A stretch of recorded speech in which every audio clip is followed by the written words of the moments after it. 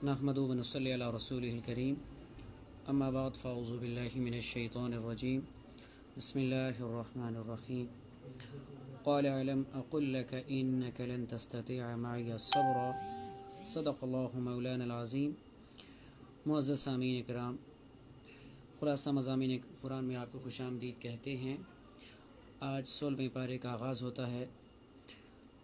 16वें पारे के आगाज़ से पहले ही मूसा अलैहिस्सलाम और ख़िज़र अलैहिस्सलाम का वाक़या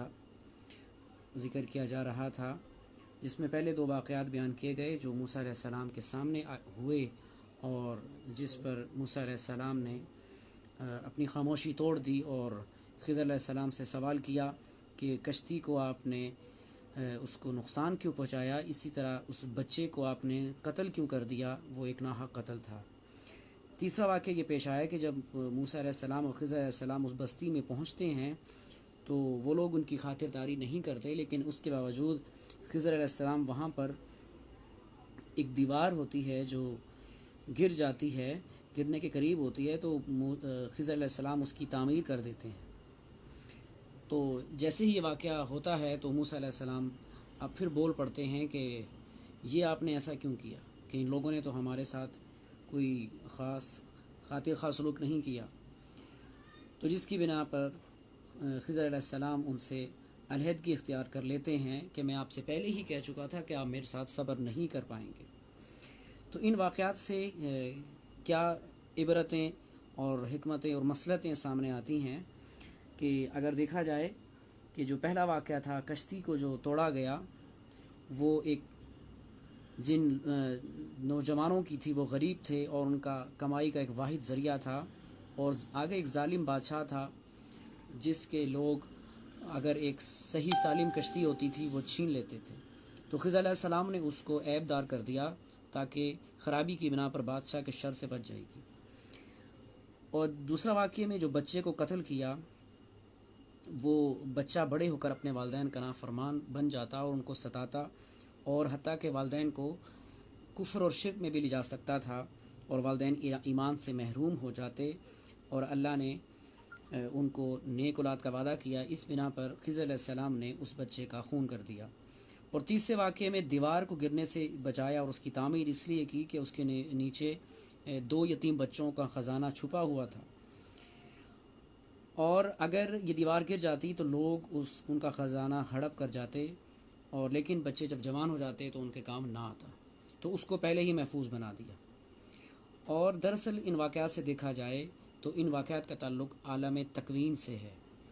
कि अल्लाह की कुदरत में कौन से जो वाक़यात होने वाले हैं और अल्लाह ताला जिनके बारे में जानते हैं। मुफस्सिरीन इकराम ने लिखा है कि ख़िज़र अलैहिस्सलाम को अल्लाह ताला ने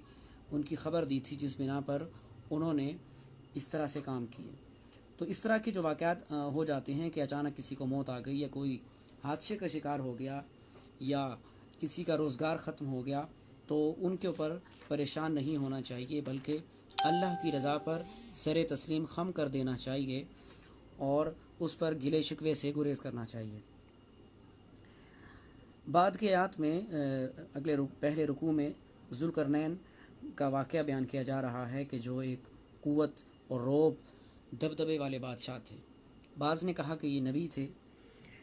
और दुनिया में इनको बादशाहत हासिल हुई, और इन्होंने अपनी फतूहात के ज़रिए जब ये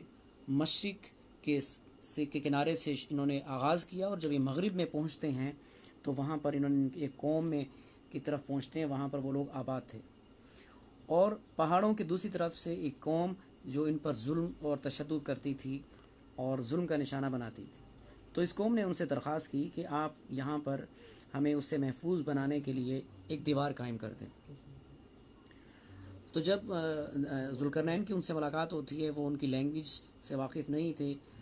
जिस तरह भी ट्रांसलेशन का बंदोबस्त किया। उसके बाद उन्होंने तांबे और लोहे को पिघलाकर पहाड़ों के दरमियान में एक सद्दे सिकंदरी और मजबूत दीवार कायम कर दी,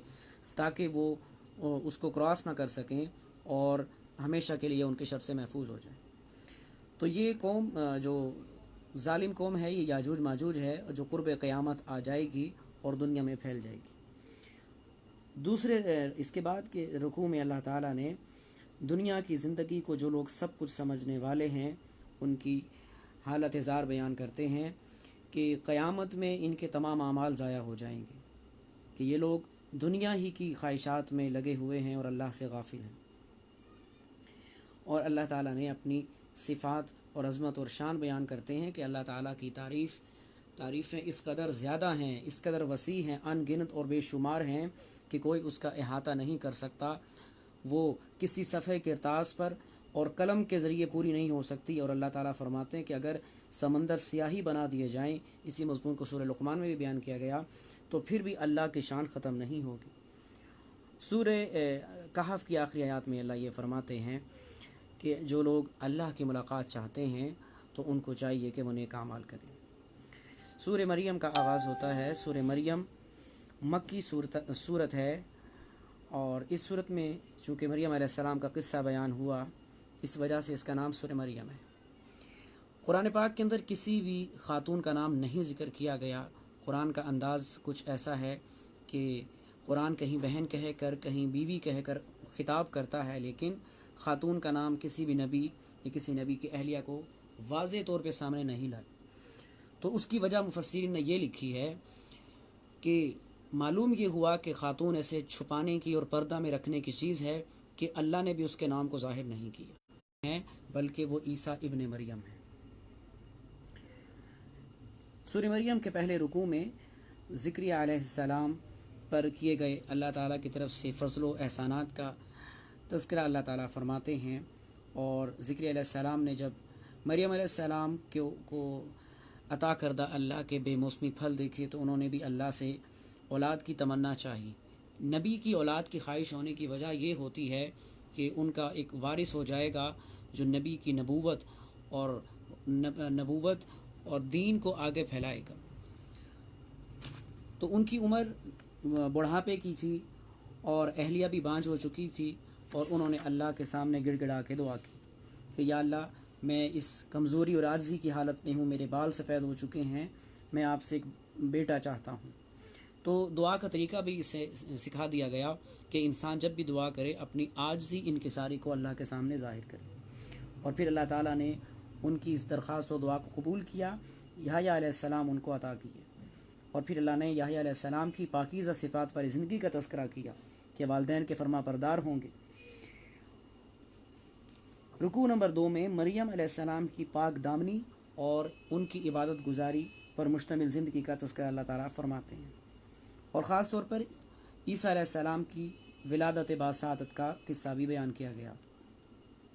کہ کیسے مریم علیہ السلام اپنے گھر میں مشرقی کنارے کی طرف جاتی ہیں، تو بعض مفسرین نے عبادت کے لیے اور بعض نے غسل کے لیے بھی ذکر کیا، اور پھر جبرائیل علیہ السلام تشریف لاتے ہیں اور ان کے گریبان میں پھونکتے ہیں، جس کی وجہ سے وہ امید سے ہو جاتی ہیں۔ اور پھر جب ان کے ہاں بچے کی پیدائش ہوتی ہے تو یہودی ان پر الزام تراشی کرنے لگتے ہیں۔ اب مریم علیہ السلام اس کی وجہ سے بہت پریشان ہوتی ہیں، اور وہ بچے کی طرف اشارہ کر کے کہتی ہیں، تو عیسیٰ علیہ السلام جو پہلا اپنا لفظ اپنی زبان سے نکالتے ہیں کہ قال انی عبد اللہ، میں اللہ کا بندہ ہوں۔ تو عیسیٰ علیہ السلام نے یہ دنیا میں آمد کے بعد اللہ کے بندے ہونے کا اقرار کر کے عیسائیت کی مکمل نفی کر دی اور ان کے جھوٹے مذہب کا پول کھول دی کہ مجھے خدا یا خدا کے بیٹے میں بند نہ کرو، بلکہ میں تو اللہ کا بندہ ہوں۔ اللہ نے مجھے نبوت سے سرفراز کیا ہے اور مجھے اپنے والدین کا فرما بردار بنایا، عزیز و اقارب کے ساتھ حسن سلوک کرنے والا، اور مجھے دنیا اور آخرت میں امن اور سلامتی کی خوشخبری دی گئی ہے۔ تو عیسیٰ علیہ السلام کی اس معجزاتی پیدائش پر، بن باپ کے پر، اور مریم علیہ السلام کے کماری حالت میں یہود اور نصارہ مختلف ہو گئے کہ عیسائیوں نے ان کو خدا یا خدا کا بیٹا قرار دے دیا اور یہودیوں نے ان پر الزام تراشی کی۔ رکوع نمبر 3 میں ابراہیم علیہ السلام کا قصے کو اللہ تعالیٰ بیان فرما رہے ہیں کہ ابراہیم علیہ السلام کے والد آزر جو شرک میں کھوئے ہوئے تھے، تو ابراہیم علیہ السلام اپنے باپ کی ہمدردی اور خیرخواہی اور دینی جذبے کے تحت ان کو توحید کی دعوت دیتے ہیں اور ان کو اللہ کی طرف بلاتے ہیں اور شیطان کی پیروی سے منع کرتے ہیں۔ لیکن ان کے والد نے اس کے جواب میں ان کو دھمکیاں دی اور ان سے یہ کہا کہ اگر तुम हमारे बुतों को बुरा भला कहने से बाज नहीं आओगे तो मैं तुम्हें संसार कर दूंगा। लेकिन इब्राहीम अलैहिस्सलाम फिर भी उसके जवाब में भलाई के अल्फाज कहते हैं। तो इससे ये मालूम हो गया कि वालिद का एहतराम चाहे वो शिर्क की हालत में हो अपनी जगह अदब एहतराम ज़रूरी है। इसके बाद अगले रुकू में अल्लाह ताला ने मुख्तलिफ़ अंबिया कराम के तज़किरा फरमाया, जिसमें मूसा अलैहिस्सलाम, हारून अलैहिस्सलाम, इस्माइल अलैहिस्सलाम जो वादे के सच्चे थे और अपने अहल वयाल को नमाज का हुक्म करने वाले थे। इदरीस अलैहिस्सलाम का तज़किरा भी किया गया। और अल्लाह ताला ने इस चीज़ को इरशाद फरमाया कि जितने भी अंबिया कराम गुज़रे हैं इनकी भी दावत का मरकज़ व महवर इस्लाम ही था। और अल्लाह ताला ये इरशाद फरमाते हैं कि अंबिया कराम ने इस चीज़ की दावत दी कि अल्लाह पर ईमान लाओ, क़यामत पर ईमान लाओ। और अंबिया की सिफ़त को अल्लाह ताला इरशाद फरमाते हैं कि वो लोग सजदा रेज़ होने वाले होते हैं। तो